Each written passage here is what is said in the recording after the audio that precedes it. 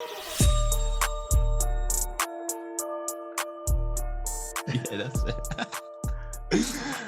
Hello and welcome back to the Premier Injuries podcast. Ben has already put me in a good mood, making me laugh off air and making me have a good old laugh. And that's why you join us here today for a bit of a laugh, but also some insights into Differential Dinnery, which I think is going to be a trademark because that is just you. It is your favourite picks and some of mine. I don't think people are as interested in mine for Gameweek 2. This is going to be a weekly small podcast just talking through interesting players who might have a good few game weeks ahead or might be good just for this game week individually. Just before we get into that analysis, though, I want to remind you, do subscribe to the channel, like the video, comment below as well. We love seeing your comments, analysing what we've said, what we've done. If we're a little bit too silly for you, let us know as well. But Ben, how are you doing today? I'm really looking forward to game week 2. I had a very solid start to the season. I think it was 82 points in FPL, and I surpassed that in fan team, I think. So, look, I will take that every day of the week. Still having a chance to throw in a couple of differentials in there as well. I expect those to come good. You know, maybe not in week 1, but you know, certainly down the line. I'm gonna mention him again because I always do, and I'm loving him at the minute. Christian Benteke. I knew you were about to. He's my absolute sleeper. He is my sleeper this season. I'm expecting 14 goals. Soundbite it, save it, record it, have it on. 14 goals from Benteke. You heard it here first. Well, I was going to say that, you know, there's been a lot of detractors. I did name names in another podcast that we did with Fan Team. I won't mention them today. I don't want it to be like a pile-on or something. But there's certain individuals of the community that doubted you, and then you've already outperformed them in game week 1. As you said yourself, you picked for the season as well. So I think the only way is up, you know, as the song goes from here. But let's get into those first differential Dinnery picks. Do you have any defenders that are on the horizon, Ben? I mean, again, so we're looking at differentials, not the Luke Shaws and the Trents of this world, but I really like Antonio Rudiger as a potential sort of pick this weekend. We know that Chelsea perform well defensively since the arrival of Thomas Tuchel at the club. He's almost transformed that backline, and it's a fairly steely, watertight defence. So I'm really sweet on them. And the concerns towards last season were this tinkering of Tuchel. He was the Pep 2.0.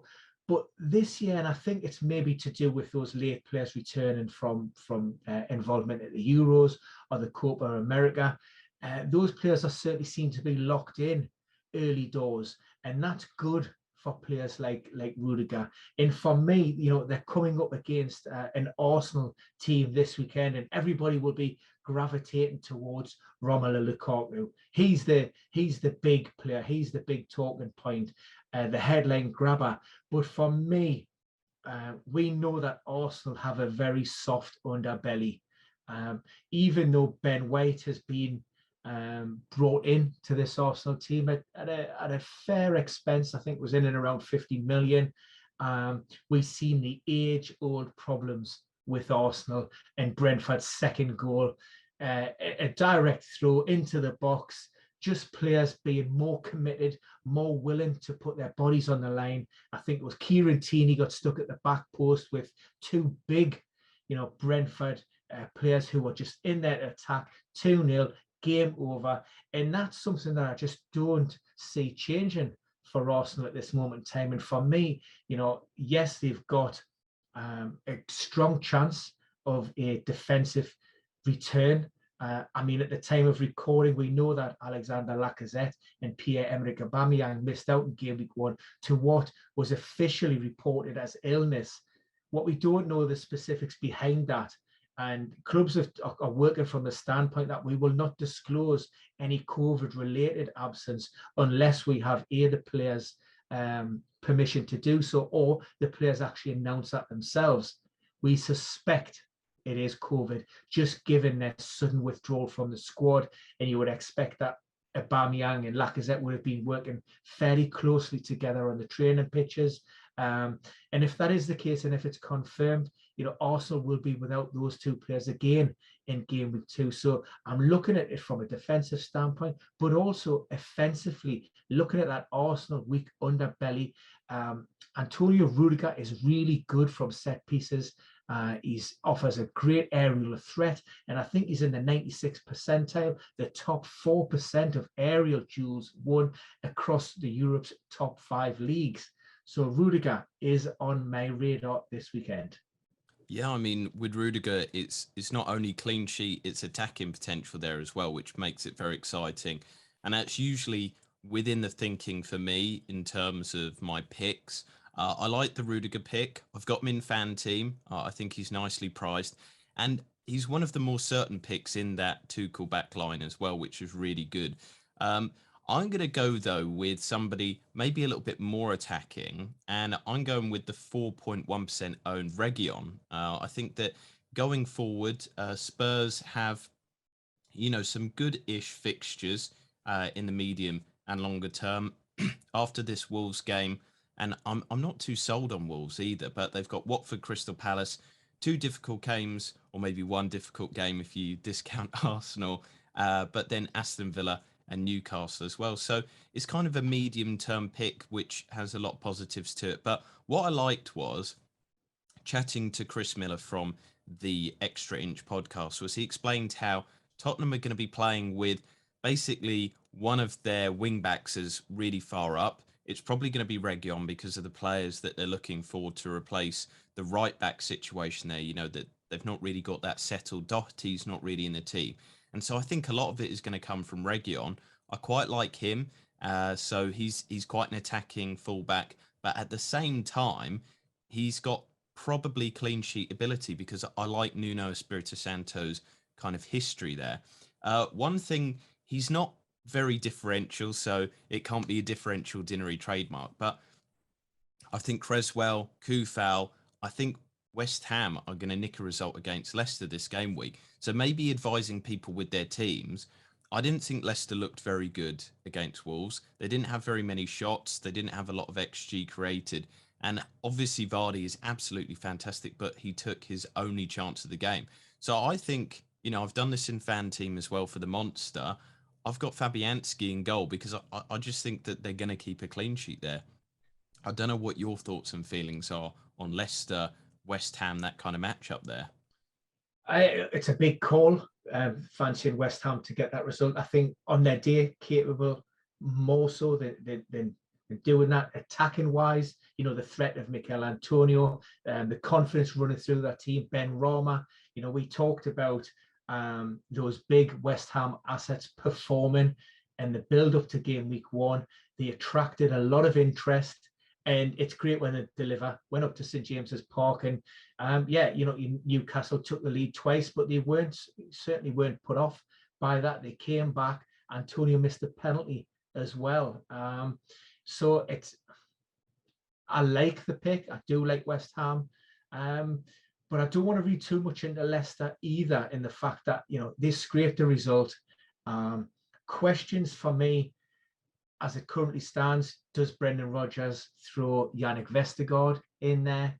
And maybe, do you lose a Marty? Do you bring Timothy Castagna back into that team and maybe move Pereira out of that right back slot? There's a little bit of flexibility in that formation and a little bit of fluidity. I think Leicester perform better when they're not in that sort of more rigid 4-2-3-1 formation. And if James Maddison maybe struggles to shake off a knock to the back, or Rodgers wants to change things up, then he could, conceivably maybe go with a 3-1-4-2, say, and put Kelechi up there with Vardy, which he did on a lot of occasions last season, which worked out quite well. And we've seen, the form of Kelechi, and he responded to that, confidence in him to be able to go out and perform. So, look, for me, it's all just about taking that sort of game week 1 with a pinch of salt and understanding. And I know there are not many within the community that does more work behind the scenes, and you do your due till And I know, these decisions that you come to aren't just flippant, off the cuff whims. There's a lot of work and a lot of thought going into that. So, you know what I mean? If you're saying it's a strong possibility, then, I'm always happy to back my man. You're ready to back Statman, McKenna, as you like to call me. Let's move it on to the middle of the park, though. I think, again, there's a lot of interesting assets playing this game week. I've got a couple to mind, but who do you want to bring attention to? I mean, there's a couple of players, but I think I'll plumb for Rafinha at Leeds. He'll go under the radar, just based on Leeds' opening result at Old Trafford. They were totally dominated and outclassed. Defensively, they weren't great, but attacking wise, they still produced some half decent numbers, a couple of big chances there. Rafinha being one of those where he put that side foot past David De Gea's post. He really should have done a little bit better, forced to save, but in truth, he should have scored. His first season in the top flight, if it wasn't for injury, it would have turned a very good, excellent season into an outstanding campaign.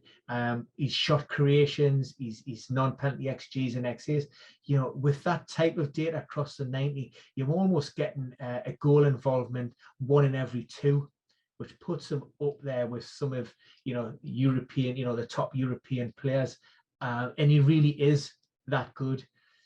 For Leeds to sort of to tick and to get that momentum, maybe a lot dependent on the return of Calvin Phillips and potentially maybe Firpo at left back, which then releases Stuart Dallas. So there's a couple of considerations in that. That could be the caveat.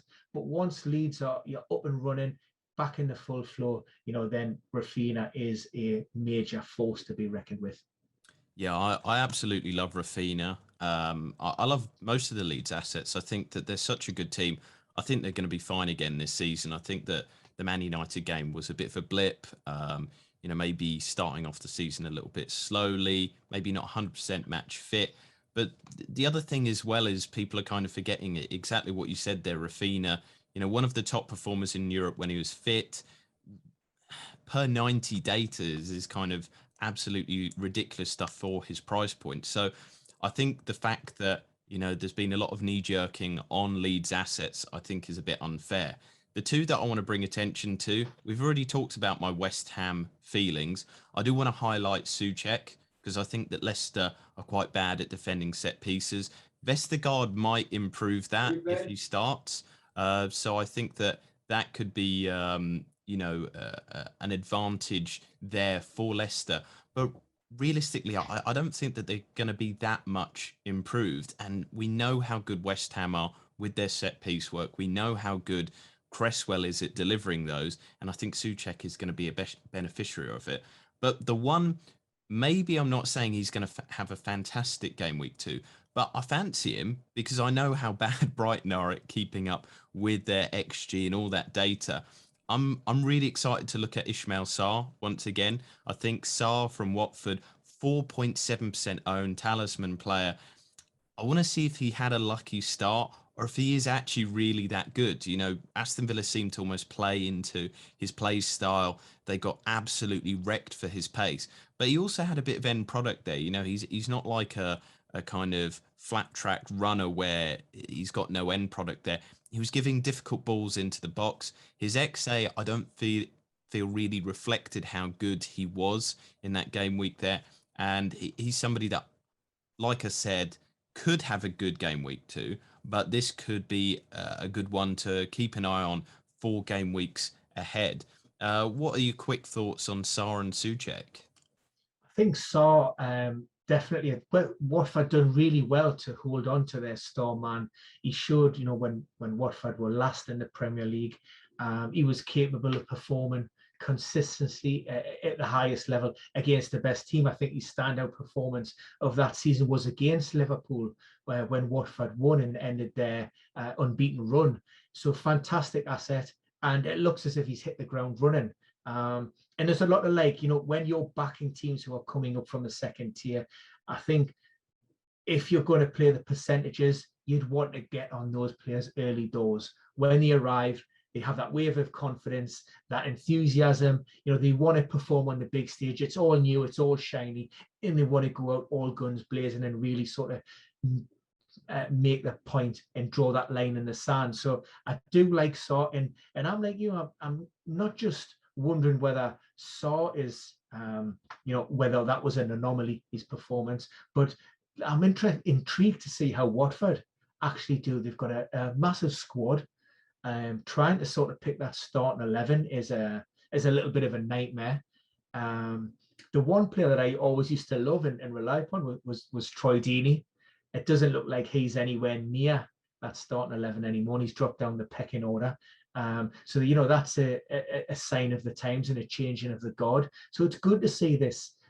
We've seen is it Chucho Hernandez come off the bench and score a great goal. I think he's been at the club since 2017, but he hasn't actually played that was his first senior performance for them. And he's talked about how he'd like to replicate what Sergio Aguero done in his time in the Premier League, and if he could reach those levels. So he's a guy with a lot of hope and expectations and ambitions. And with regards to Souček, he was a great fantasy asset last year.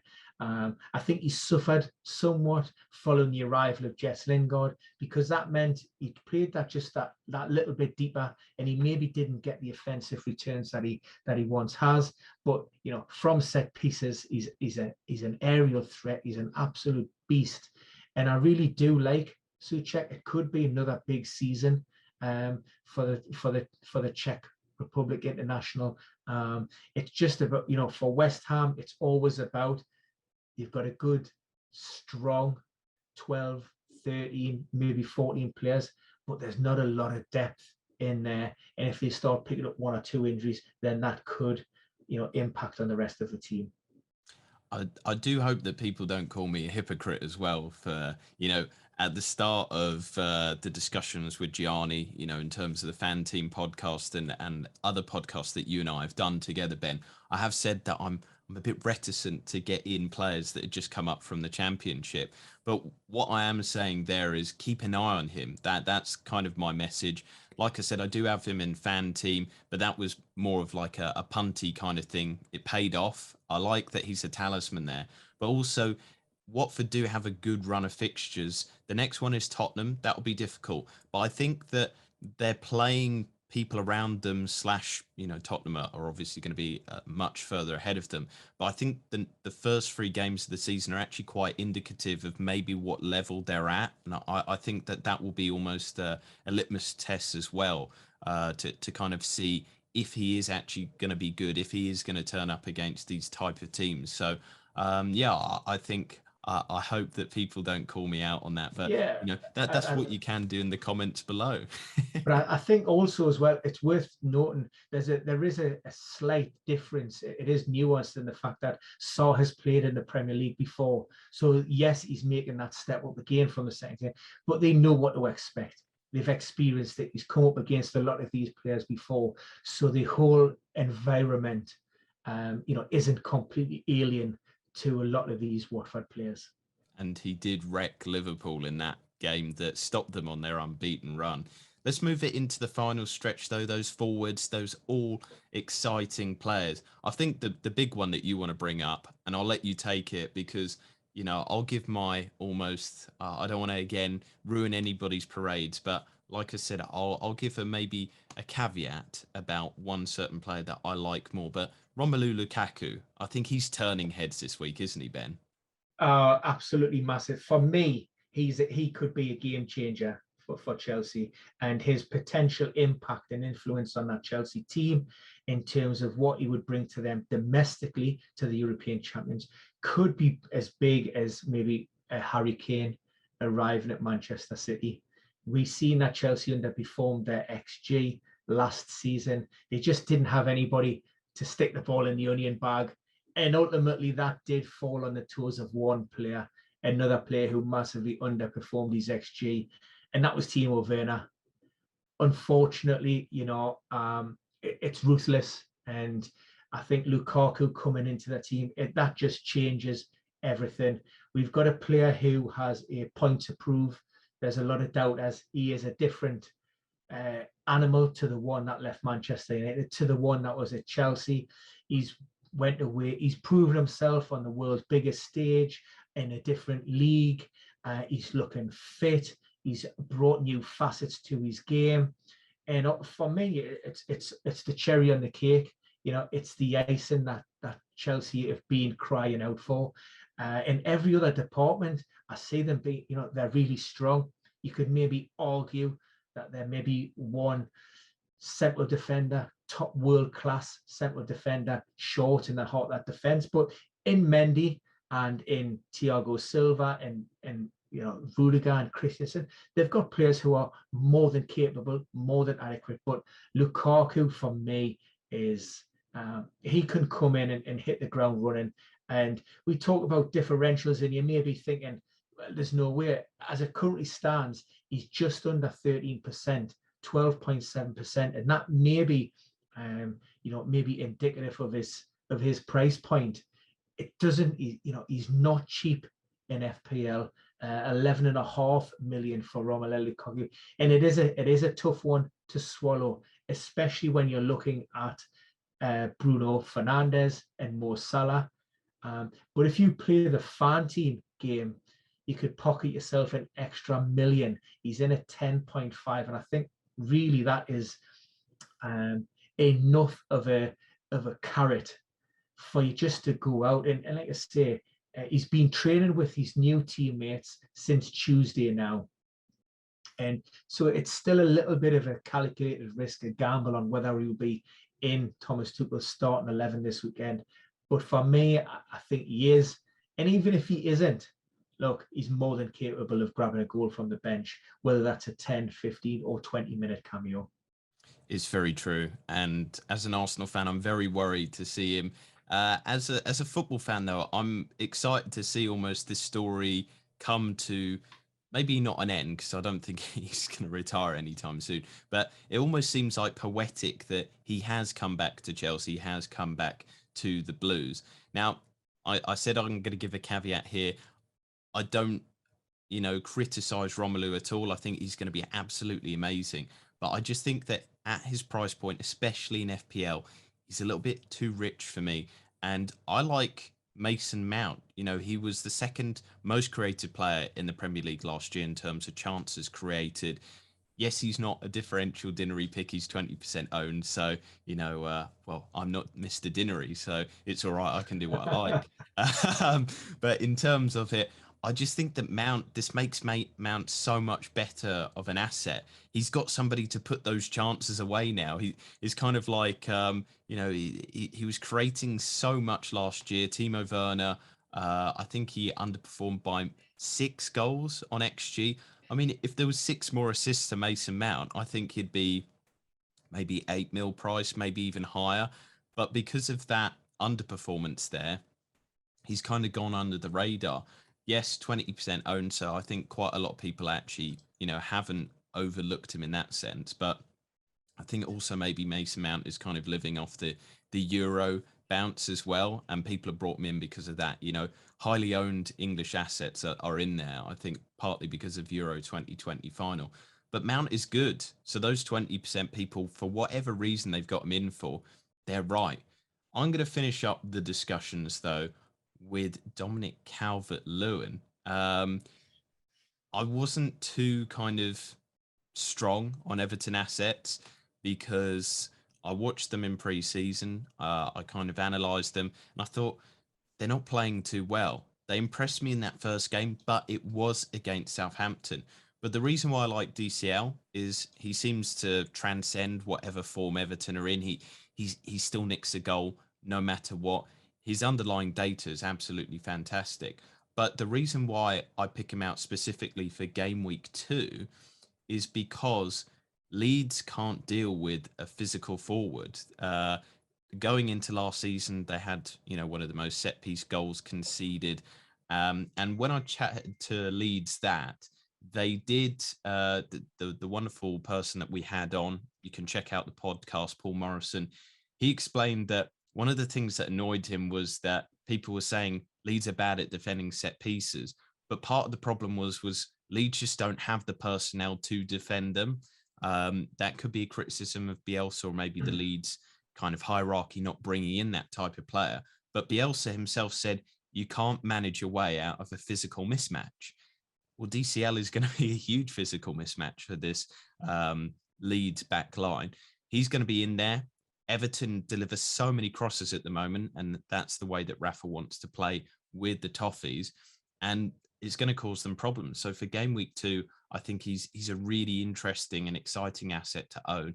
It depends how well Leeds deal and kind of bounce back from that Man United situation, but you wouldn't be surprised if they conceded 1 or 2 goals from Dominic Calvert-Lewin, or maybe Richarlison. You like Richarlison as well, don't you, Ben?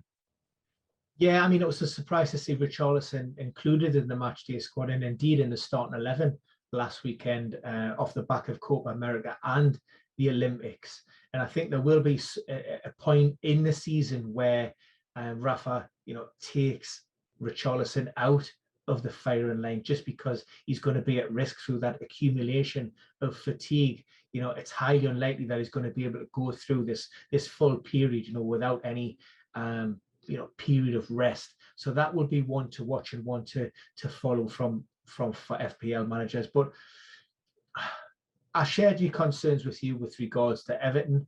The result at Old Trafford, where Everton lost 4-0, only served to compound those worries that I had heading into the new season. And I know what you're saying about Calvert-Lewin. And yes, I think Everton, they put 26 balls into the box last weekend, which was up there with the most across the whole league in game week 1. But I just struggle to see, the full picture when I'm just looking at, 1, I'm not a big Rafa fan, and 2, I'm just not very keen on this Everton team as generally. They may even perform, and I'm not wanting to question the ability and the quality of James Rodriguez, but if he's fit and he's available, I think he comes back into that team. And we've seen early at the beginning of his Toffee's career, he was brilliant, but then he went off the boil and he was very, just average. Yeah. And it was almost, now you've got 2 players who are really fighting hard to prove their worth in Andros Townsend and Damari Gray. Not 2 players that you would associate as being quality signings, but what you're going to get 100%, and you're going to get workman-like performances with that sole and main objective is pump the ball into the box, get it to those players, the Richarlisons, the DCLs, the ones, the game winners, the game changers. Townsend and Gray have been around long enough to understand there's a hierarchy within that team. Bring James Rodriguez in, you're almost taking that element away from it, because he's the peacock.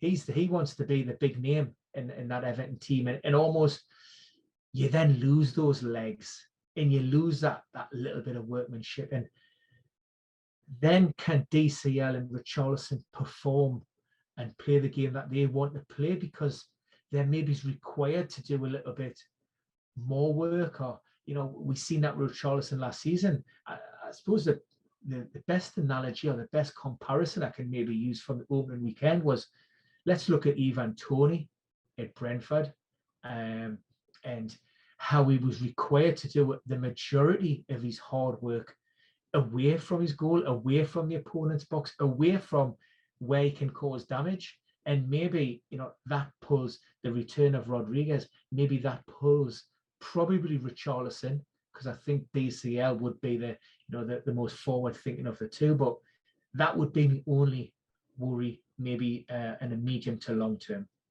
Yeah, and these are legitimate concerns that I have over Everton. I'm still undecided, but I just pinpoint that specific Leeds game. If they keep to those same tactics as that, but going forward, I'm not too sure on them.